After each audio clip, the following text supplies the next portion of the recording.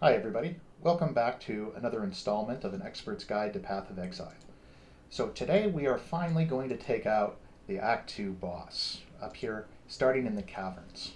So we're ready to go, and I've been thinking things through, um, and I have an idea for how we might take down this boss especially quickly. So I will share that with you. It's a bit of a secret, so a surprise for this, but also um, a strategy that I have not seen used elsewhere. So if it works, which I don't see why it wouldn't, um, it should be an exciting opportunity for you all, which is why you're watching this expert guide, of course, to learn some tricks that very few people know about. In this case, perhaps no one. Oh, a chaos. This is amazing. Chaos orbs are going to be your main form of currency.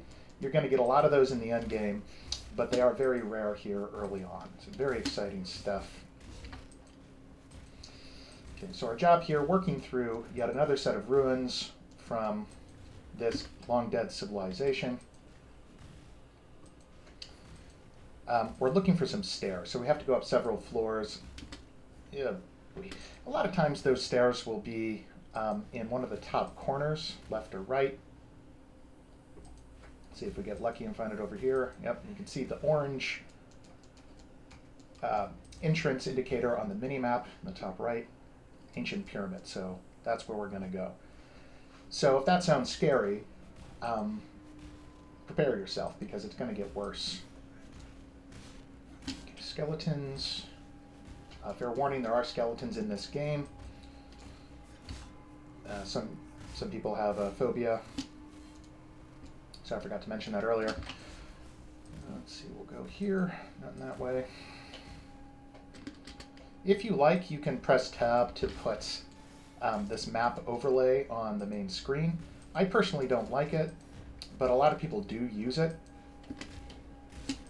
So whatever you find more convenient. Okay, here's a ghost out in the wild. So it's looking for a creature to possess. So we can kind of chase the ghost and see if she enters any sort of host, which doesn't seem to be doing so far. Yeah, okay, exciting. So yeah, so that's always been a problem with the game, is that the ghost mechanic kind of doesn't work that great. They're supposed to fly to some creature, inhabit the creature, make them stronger, and then you get better drops. You could just kill the ghost directly, but I believe that gets you less. The issue is that their AI isn't that great, and sometimes the ghosts just disappear without inhabiting anything, even when there seems to be an option for them to do so. So that can be annoying. Many people just ignore ghosts. They're not the most exciting mechanic anyway. I'm not trying to push my beliefs on you. If you like them, that's fine, right? Somebody once told me that fun is subjective, so I guess I'll believe them.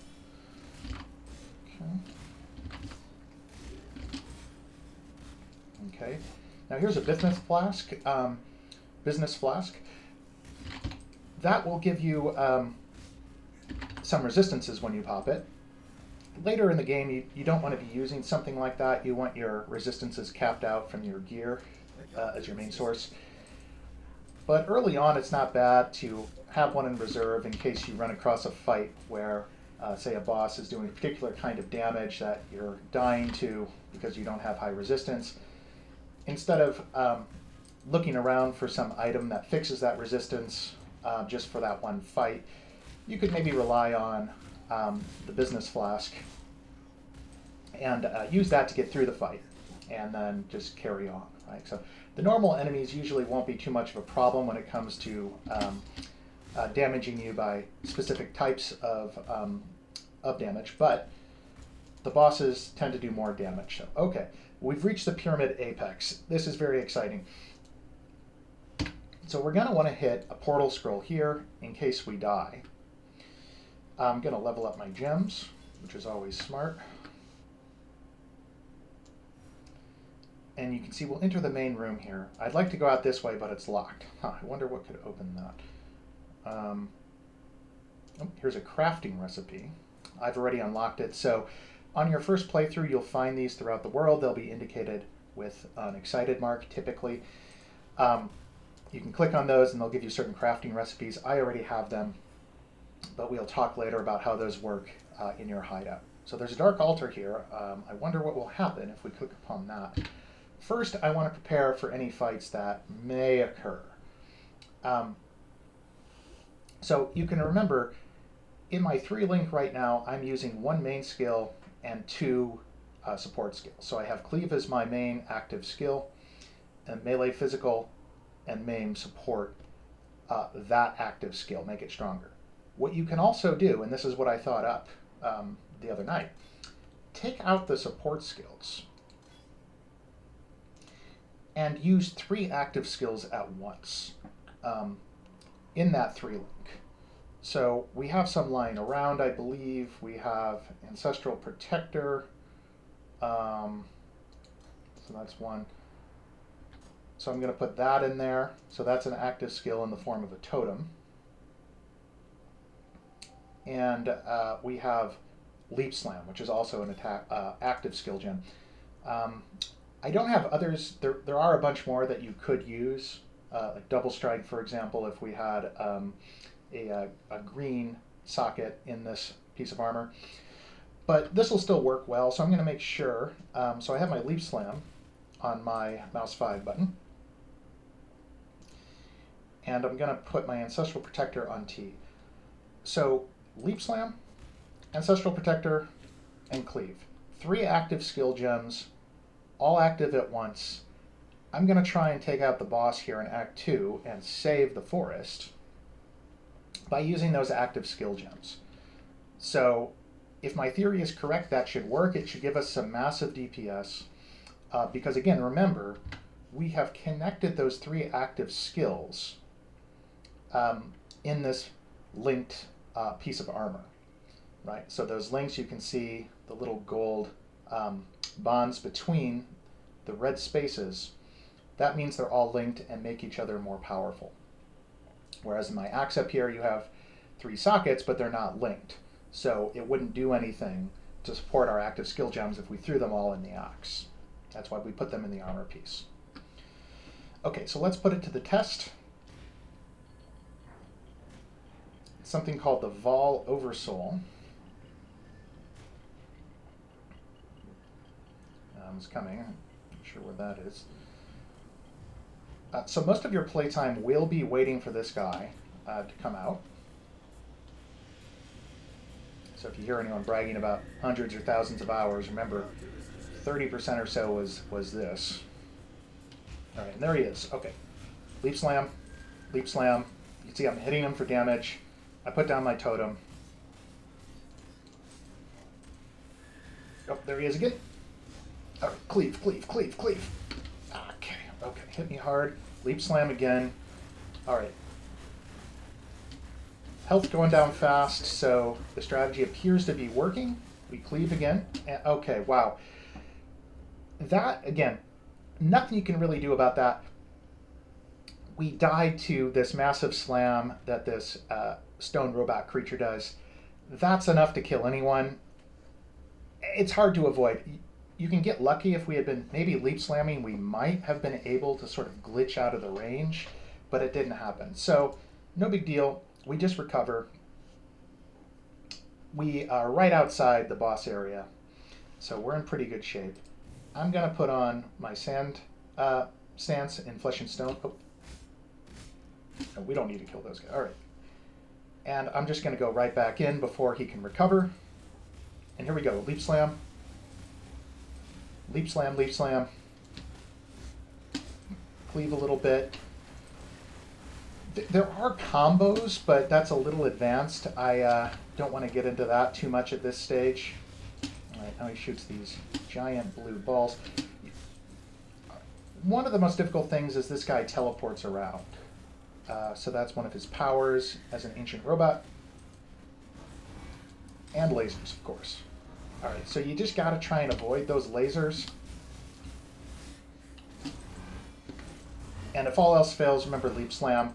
It allows you to move, keeps the blood moving, causes damage to the boss, and gives you some movement. You see, that time we survived his slam, no doubt because of our own leap slam ability, right? We were in the process of that, so we took maybe half the hit or 3/4, and that was just enough for us to be able to survive, hit a life flask, and continue. All right, so let's drop the totem, and then we'll jump on him again. Try and avoid those lasers. And so far this fight is going pretty quick. He's over halfway dead. This is quicker than usual, I'll say. But remember, I am using this trick with the 3 active skill gems. And that makes it significantly easier than it might otherwise be. Okay, watch out. Slam. That time you could see he was about to do it. So I'm not sure why. Sometimes you can see it might be a glitch in the animations. I'm not certain.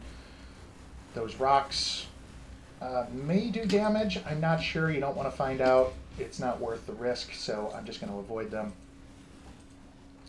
I'll jump on some snakes here. Oop, I'm out of mana. That is one issue. In boss fights, you can run out of flasks. Leap slam, leap slam. Okay, so good jump. It kind of makes sense, right? If you have a robotic stonework monster, how would you deal with it? You jump on him. Sort of a Mario Brothers technique. It works well. He's almost dead, but I'm out of mana. I'm going to drop my totem and let him get the glory for the kill. Watch this. Oh, yeah. See? Now that's good. I gave the last kill to my totem to enhance his confidence. You don't have to do that, but I find it's nice because it builds some rapport between you and your totem, who is, after all, an imprisoned spirit. So they do have feelings. They do have confidence that they can lose. So it's smart to give them a chance to get some kills as well. All right, we made it through Act 2, and there's not much question. This strategy worked out great. The putting the 3 active skill gems into one piece of armor, linking them, making sure that they're linked together, that made this fight much easier than it might otherwise have been. However, going back into normal play, and for obvious reasons, I'm going to switch those out again. And once more put my linked gems, melee physical damage and maim, in with my cleave. Right, so cleave again is going to be my main skill. It's very useful. But it's just, I mean, aside from the obvious reasons, it just feels a little unfair at times, if you know what I mean, to rely on the 3 active skill gems all linked together. It's not wrong exactly, but if you do that, it just makes the game kind of trivial. So I recommend saving it for bosses, at least on your first playthrough. But it's up to you, obviously. I'm not going to tell you how to play the game. I'm just going to show you the best way to play the game, and then it's up to you if you prefer a suboptimal approach. There's nothing wrong with that. Okay, you can see the pyramid apparently burst through the ground because we killed the robot.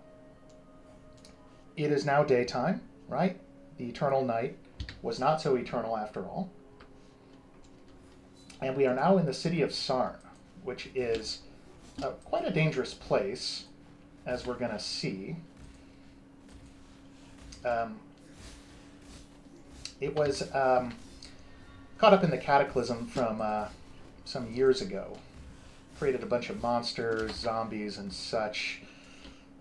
And we can see up here, okay, some regular soldiers. So Piety's friends, once again. So they're evidently in the city. I'm going to kill this captain. He attacked first.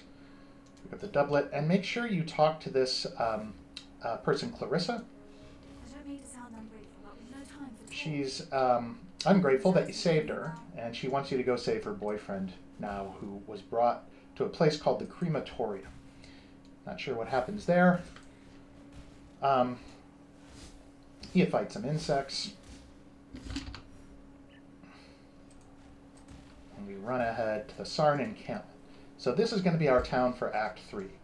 Very safe, defensible position. Surrounded by water. So eventually we are going to go this way to the slums, but first we're going to check in with the people of the town. If you want, it is faster just to go straight to the slums, find Clarissa's boyfriend, save him, and then portal back here, and you don't have to then run down to this area. But it's not crucial. So talk to Hargan. He's kind of in charge here. He's a well-respected member of the community. Here's Clarissa. She asked us to engage that task. She says, you're alone. Well, okay, so she's mad we haven't gone yet. I just got here. Try not to take it personally. Sometimes these NPCs can be a bit pushy and selfish. Grigor's another guy. Not sure. He's some sort of bird creature. Not exactly sure. Keep your distance. He says to keep your distance. All right, fine. Another jerk. Check the notice board. Okay, no one's playing, but someday it will be. So our job is still to go save Tolman. Let's identify some stuff. Okay, see here, by selling this item, which has a red, blue, and green socket, all linked, gives me this chromatic ore, which is pretty useful. Yeah, see if this visored sallet is worth anything. Leather hood. Alright, yeah, so it actually is. It gives us life, 44 life, which is good at this stage. A bit of cold resistance, so we'll keep that. That's a 3-link blue item. Could be useful if we were using blue skill gems, but as a strength dexterity character, we will not be. Identify the amber amulet. Increased fire damage, fire resistance, and this had increased armor. Yeah, that new amulet's a little better, so I will take it. So, equip the amulet.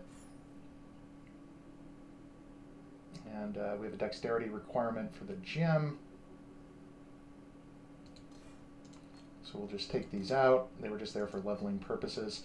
So gems have requirements in dexterity. The amulet that I removed had some extra dexterity on it, so when I took it off, I was no longer able to use these gems, which is fine. I don't need them. They were just thrown in randomly. But while they were in my helmet, that meant I can't use the helmet either. So you want to take them out so that the helmet's stats will actually benefit you. Okay, get rid of my old life flask. I'm going to equip the new helmet. Get rid of the old.